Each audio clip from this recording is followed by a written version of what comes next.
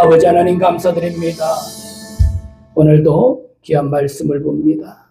주님 영광 받으시고 허락하신 귀한 말씀 위에 주의 성령의 은혜를 부으사 우리들에게 이 말씀에 주어진 귀한 하나님의 마음을 깨닫게 하시고 주어진 메시지를 잘 우리가 받아서 우리에게 주어진 인생을 하나님 영광에 하여 잘 살아갈 수 있도록 하나님 축복하여 주시옵소서. 감사드렸고 예수님의 이름으로 기도드리옵나이다. 아멘. 오늘 본문의 말씀을 통해서 하나님의 구원 계획과 완성, 성취라는 말씀으로 하나님의 말씀을 보겠습니다. 우리는 사도 요한이라는 제자를 생각해 볼 수 있습니다. 이 사도 요한은 요한복음 5장 3절에 그리고 10절에 보면 그가 갈릴리 어부의 출신으로 기록되어 있습니다. 그리고 세베대의 아들, 세베대와 살로메의 아들로서 또한 사도 야고보의 동생으로 기록되어 있는 사람이 바로 이 사도 요한입니다. 이 사도 요한은 후에 예루살렘 교회의 또한 중심적인 인물이 되었던 사람이 바로 이 사도 요한입니다. 우리가 잘 알듯이 베드로가 성전 미문에 앉은 그 안전뱅이를 고칠 때에 그와 함께 했던 사람이 바로 사도 요한입니다. 그래서 사도행전 3장 1절에 보면 제9시 기도 시간에 베드로 요한이 성전에 올라갈 새라고 기록되어 있는 이 사람이 바로 사도 요한이라는 거죠. 이 사도 요한이 전한 복음의 핵심이 과연 무엇일까를 우리가 생각해 보면 하나님의 아들 예수 그리스도라는 사실을 우리에게 말씀해 주고 있습니다. 이 사도 요한이 기록한 책이 뭡니까? 바로 요한복음입니다. 그래서 우리는 요한복음 1장, 2장, 3장을 보면 공간복음인 마태, 마가, 누가복음과는 조금 색다른 이런 모습들을 우리에게 보여주고 있습니다. 다시 말해서 요한복음은 어떻게 시작하고 있습니까? 태초에 말씀이 계셨다라고 기록되어 있습니다. 그리고 그 말씀이 예수님이라고, 그리고 이 땅에 오셨음을 소개하고 있는 이런 모습을 우리에게 보여줍니다. 그런데 공간복음인 마태복음, 마가복음, 누가복음은 어떻습니까? 이 세 복음은 처음 시작이 어디에서부터 시작됩니까? 족보에서 시작됩니다. 다시 말해서 공간복음과 요한복음의 차이를 우리가 여기서 찾아볼 수 있다는 거죠. 그래서 우리는 이 요한복음을 통해서 왕의 명령을 받은 자가 그 명령을 무시하지 못하는 이유는 뭡니까? 그 명령이 왕과 동일하기 때문입니다. 마찬가지로 태초에 말씀이 계셨고 그 말씀이 예수님이라는 하나님이라는 그 문구를 통해서 우리에게 주시는 메시지가 무엇인가를 우리가 다시 한번 깨달을 수 있는 귀한 시간이 꼭 되시기를 주의 이름으로 축복합니다. 그래서 요한복음 1장 12절에 보면 영접하는 자 곧 그 이름을 믿는 자들에게는 하나님의 자녀가 되는 권세를 주셨다라고 말씀합니다. 여기서 영접하다라는 것이 무엇을 뜻하고 있습니까? 영접하다라는 것은 우리가 마음의 문을 연다라는 거죠. 그리고 받아들인다라는 것입니다. 그래서 오늘 우리의 마음의 문을 열고 예수님을 하나님의 아들로 우리가 또한 주님으로 영접하고 하나님의 자녀로서 권세를 누리시는 이런 축복이 우리에게 주어졌다는 사실을 꼭 기억할 수 있는 믿음의 성도들이 되시기를 주의 이름으로 축복합니다. 그러면 요한은 이와 같이 예수님께서 하나님의 아들이라고 또한 전하고 있는데 그 예수님이 오늘 요한복음 1장 29절 말씀을 보니까 우리 다 같이 읽어봅니다. 이튿날 요한이 예수께서 자기에게 나오심을 보고 이르되 보라 세상 죄를 지고 가는 하나님의 어린 양이로다라고 기록되어 있습니다. 여기서 보면 요한은 예수님을 어떻게 소개하고 있습니까?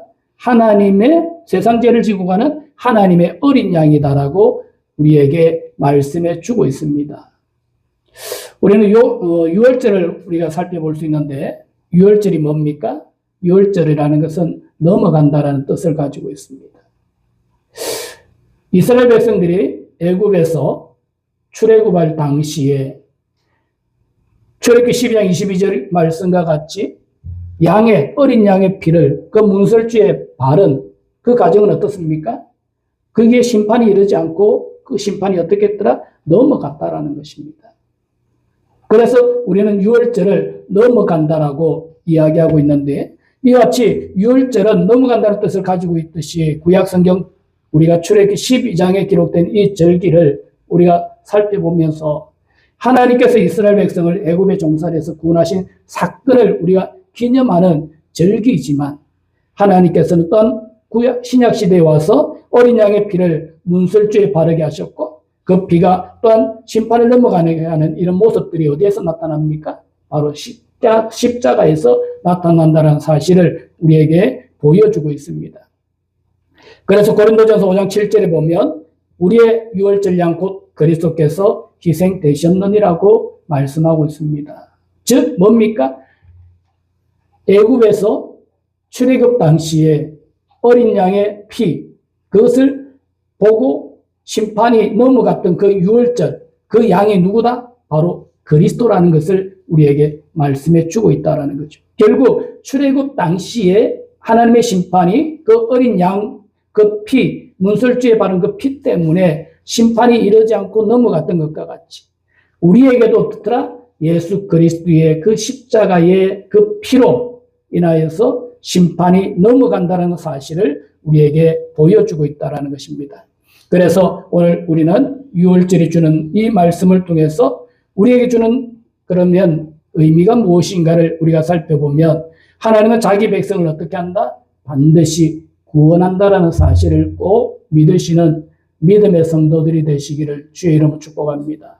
그것을 우리가 어디에서 알 수 있습니까? 독생자이신 예수 그리스도를 십자가에 못 박았다는 그 사실만으로도 우리는 하나님께서 우리를 반드시 구원하실 줄을 믿으시는 믿음의 성도들이 꼭 되시기를 바랍니다. 무엇 때문입니까? 독생자이신 예수 그리스도를 우리를 위해 십자가에 내어주신 그 하나님의 그 사랑이 우리를 구원하지 않을 수 없다는 사실을 여러분이 다시 한번 꼭 기억할 수 있기를 바랍니다. 그래서 인간은 어린 양의 피, 즉 예수 그리스도의 대속 없이는 무엇도 없다, 구원도 없다라는 것을 우리에게 말씀해 주고 있습니다. 유대인들은 어떻습니까? 예수님을 인정하지 않습니다. 무엇으로? 하나님의 아들로. 메시아로 인정하지 않습니다. 지금까지도 유대인들은 메시아를 기다리고 있습니다. 그런데 하나님께서는 하나님의 아들이신 예수 그리스도를 이 땅에 보내주셨고 그분을 십자가에 못 박으심으로 인해서 우리에게 어떻게 했더라? 구원을 허락하여 주셨다라는 거죠. 그래서 구원은 누구를 통해서? 그리스도를 통해서. 다시 말해서 그리스도의 대속 없이는 구원도 없다라는 사실을 우리가 다시 한번 꼭 믿으시는 믿음의 성도들이 되시기를 주의 이름으로 축복합니다. 그리고 성찬을 통해서 그리스도의 죽으심과 부활을 기억하면서 우리는 믿음을 또한 새롭게 나갈 수 있는 믿음의 성도들이 꼭 되시기를 주의 이름으로 축복합니다. 그래서 하나님께서 우리를 위해서 행하신 일이 있습니다. 첫 번째, 성육신 사건.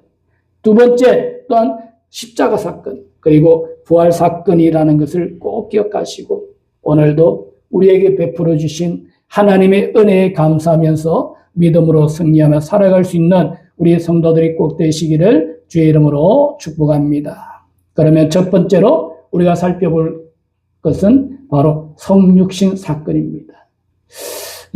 하나님께서 이 땅에 가장 먼저 하신 일 중에 하나가 무엇인가? 바로 성육신이라는 것을 우리에게 보여줍니다. 그래서 우리가 하나님께서 이스라엘 백성들이 암흑기를 지나고, 그러니까 구약과 신약의 중간, 그 암흑기를 지나고 신약 시대에 접어들어서 제일 먼저 마태복음에 그리고 누가복음에 그리고 마가복음에 기록되어 있는 것을 보면 누구에 대한 말씀이 제일 먼저 나옵니까? 예수님에 대한 그분의 탄생에 대한 이야기가 먼저 나오는 것을 우리에게 보여주고 있습니다. 즉 가장 먼저 하신 일이 뭐냐? 바로 성육신 사건인 것을 우리에게 보여줍니다. 그래서 마태복음 1장 23절을 우리가 다 같이 읽어봅니다. 보라, 처녀가 잉태하여 아들을 낳을 것이요 그의 이름은 임마누엘이라 하리라 하셨으니 이를 번역한즉 하나님이 우리와 함께 계시다 함이라. 여기서 보면 보라, 누가? 처녀가 무엇을 했다? 잉태했다. 있을 수 있는 일입니까? 일어날 수 없는 일입니다. 우리는 이것을 무엇이란다? 기적이라고 한다. 그래서 우리는 이것이 성령으로 잉태됐다라는 것을 우리가 말씀하고 있습니다. 무엇을 할 것이다? 아들을 할 것이요. 그 이름을 무엇이라 하겠다? 임마누엘이라 하겠다라고 말씀했고, 이를 번역한 적 무엇이다? 하나님이 우리와 함께 하시다. 하나님이 우리와 함께 하시다. 즉 예수님이 어디에 계셨습니까? 예수님은 하나님의 나라, 하늘에 계셨습니다. 그분이 어떻게 했더라? 이제 우리의 죄를 위해서 인간의 몸으로 이 땅에 오셨다라는 것을 표현한 것이 무엇이다? 하나님이 우리와 함께 하신다라는 사실을 보여주고 있다라는 것입니다. 그래서 이 성육신 사건은 무엇입니까? 실제로 인간의 몸을 입고 이 땅에 오신 사건임을 여러분이 다시 한번 꼭 믿으시는 믿음의 성도들이 되시기를 주의 이름으로 축복합니다. 그래서 이 성육신 사건은 우리 기독교의 무엇이다? 복음의 출발점입니다. 그리고 구속사역의 시작이라는 것을 꼭 기억할 수 있는 여러분들이 되시기를 주의 이름으로 축복합니다. 요한복음 1장 14절을 다 같이 읽어봅니다. 말씀이 육신이 되어 우리 가운데 거하심에 우리가 그의 영광을 보니 아버지의 독생자의 영광이요 은혜와 진리가 충만하더라라고 기록되어 있습니다. 여기서 보면 육신이 되었다라는 것이 있습니다. 이 말은 뭡니까? 장막을 쳤다라는 것을 우리에게 의미해 주고 있다라는 것입니다. 즉 무엇입니까? 이 말씀은 실제적으로 인간의 몸으로 오신 그분을 어떻게 했다? 표현하고 있더라. 즉 예수님도 배고파하셨고 예수님도 또한 피곤해하셨고 예수님도 눈물을 흘리셨던 것입니다. 이것은 곧 무엇이다? 예수님께서 참 하나님이시면서 참 인간이신 것을 우리에게 보여주고 있다라는 것을 말씀해 주고 있습니다. 그래서 오늘 우리가 이 말씀을 통해서 하나님께서 우리와 함께 하심을, 그것이 바로 성육신 사건이라는 것을 여러분이 꼭 믿으시는 믿음의 성도들이 되시기를 주의 이름으로 축복합니다. 그러면 왜 우리에게 성육신이 필요했냐는 거죠. 왜 하나님이신 예수님께서, 하나님의 아들이신 예수께서, 독생자이신 예수께서 이 땅에 인간의 몸으로 올 수밖에 없었는가를 우리에게 말씀해 주고 있습니다. 그것은 바로 무엇 때문이다? 인간의 죄 문제 때문이었던 것을 우리에게 보여주고 있습니다. 그래서 히브리서 2장 14절에서 17절에 보면 예수님께서 혈과 육을 함께 가지신 이유를 우리에게 설명합니다. 거기에 보면 자녀들은 혈과 육에 속하였음에 그도 또한 같은 모양으로 혈과 육을 함께 지니심은, 다시 말해서 우리가 어떻다? 우리가 혈과 육을 가지고 있기 때문에 예수님께서도 우리와 똑같은 모양으로 혈과 육을 지니셨다라는 거죠. 그것이 무엇 때문이다? 죽음을 통하여 죽음의 세력을 잡고 마귀를 멸하시며, 다시 말해서 예수님께서 이 땅에 성육신의 몸으로 오신 것이 무엇이다? 마귀의 일을 멸하시며 또 죽기를 무서움으로 한 평생 매여 종로로 다는 모든 자들을 놓아주려 하심이니, 즉 죄의 종로로 가고 있는 우리를 어떻게 놓아주고 하나님의 자녀로 우리를 삼기 위해서 예수님께서 또한 어떻게 하셨더라? 인간의 몸으로 이 땅에 오셨다라는 것을 우리에게 보여주고 있습니다. 죄라는 것은 어떻습니까? 반드시 치러야 합니다. 그런데 인간은 그 죄를 감당할 수 있는 사람이 아무도 없습니다. 우리가 잘 아는 석가모니도 마찬가지입니다. 그가 번민에 빠져서 생활하던 그런 시절들을 우리가 생각해 보면 어떻습니까? 결국 자신이 인간의 문제를 해결하지 못하는 이런 모습들을 우리에게 보여줬다라는 거죠. 다시 말해서 무엇입니까? 모든 인간은 성경에 기록되어 있듯이 죄인이기 때문에 죄인이 다른 사람의 죄를 대신할 수 없다라는 거죠. 그래서 오직 유일하신 예수님만이 그의 일을 감당할 수 있었던 것을 우리에게 보여줍니다. 그래서 중보자 되신 예수 그리스도는 무엇을 하기 위해서? 자기 백성을 구원하시기 위해서 이 땅에 오셨다는 사실을 꼭 믿으시는 믿음의 성도들이 되시기를 주의 이름으로 축복합니다. 우리가 한 해로 우물 위에 있는 우물에 빠진 한 아이를 우리가 생각해 보면 어떻습니까? 한 아이가 깊은 우물에 빠졌을 때 우물 위에 있는 사람들은 모두 어떻게 합니까? 아이를 불쌍히 여깁니다. 그리고 발을 동동 굴립니다. 그러면서 이야기합니다. 괜찮냐? 힘을 내라. 조금만 버텨라. 하지만 아무리 좋은 말을 해도 아이를 구할 수는 없다라는 거죠. 하지만 진짜 구원은 뭡니까? 누군가 직접 우물 아래로 내려가는 것, 그것을 시작하는 것, 그리고 그 아이를 건져 올리는 겁니다. 그것을 위해서 오신 분이 바로 누굽니까? 예수님입니다. 하나님께서는 우리에게 그냥 말씀만으로 그냥 괜찮냐 물으신 것이 아니라, 힘을 내라고 하신 것이 아니라, 조금만 버티라고 하신 것이 아니라, 우리를 구원하시기 위해서 제일 깊은 구덩이에 빠진 우리를, 스스로 나올 수 없는 우리를 구원하시기 위해서 예수님을 이 땅에 인간의 몸으로 보내신 것을 꼭 믿으시는 믿음의 성도들이 되시기를 주의 이름으로 축복합니다. 어거스틴은 하나님이 사람이 되신 것은 사람으로 하여금 하나님 안에서 생명을 얻게 하기 위함이다라고 이야기하고 있습니다. 다시 말해서 뭡니까? 하나님께서 그 아들이신 독생자 예수 그리스도를 이 땅에 보내신 이유가 뭐냐? 바로 우리가 하나님 안에서 생명을 얻게 하기 위함이라고 말하고 있다라는 거죠. 결국 무엇입니까? 우리 인간이 그리스도를, 하나님의 아들이신 예수를 믿는 이유가 뭡니까? 영생 얻기 위한 겁니다. 우리는 세상의 목적이 아니라 하나님의 목적을 가지고 살아갈 수 있는 귀한 성도들이 꼭 되시기를 주의 이름으로 축복합니다. 그래서 이 말씀은 성육신의 목적을 분명하게 정확하게 우리에게 보여줍니다.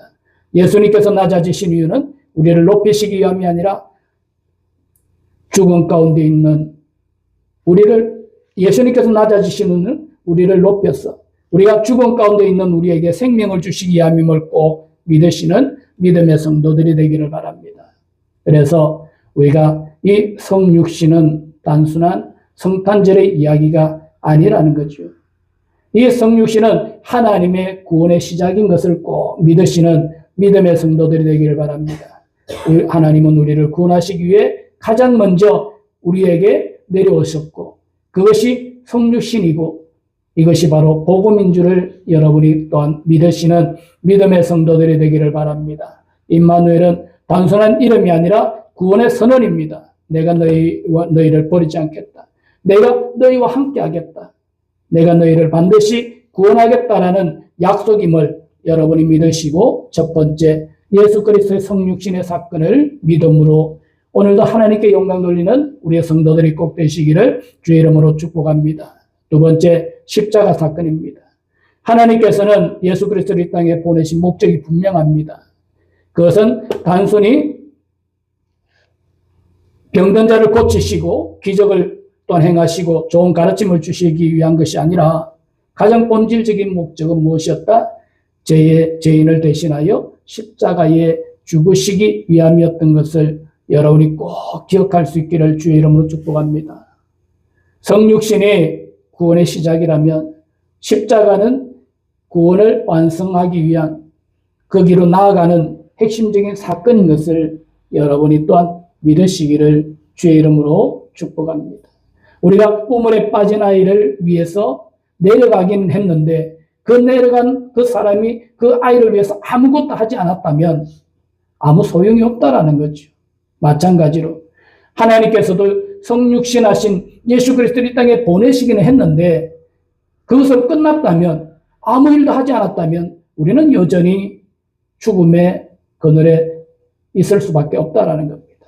그런데 하나님께서는 예수님을 성육신 시키셨을 뿐만 아니라 그분을 우리를 위해서 어떻게 했더라? 십자가를 지게 하셨고 우리의 구원을 완성하기 위해서 그 길로 나아가셨던 것을 우리에게 보여주고 있습니다. 그래서 요한복음 1장 29절에 보라, 세상 죄를 지고 가는 하나님의 어린 양이로다라고 기록되어 있는 것과 같이 예수님은 무엇 때문에 이 땅에 오셨다? 우리 죄를 대속하기 위해서 이 땅에 오셨다라는 것을 꼭 믿으시는 믿음의 성도들이 되시기를 주의 이름으로 축복합니다. 그래서 출애굽의 사건을 보면 어린 양의 피가 하나님의 심판을 넘어가게 했던 것처럼 예수께서는 죄인들을 위한 참된 유월절 어린 양이 되셨다는 사실.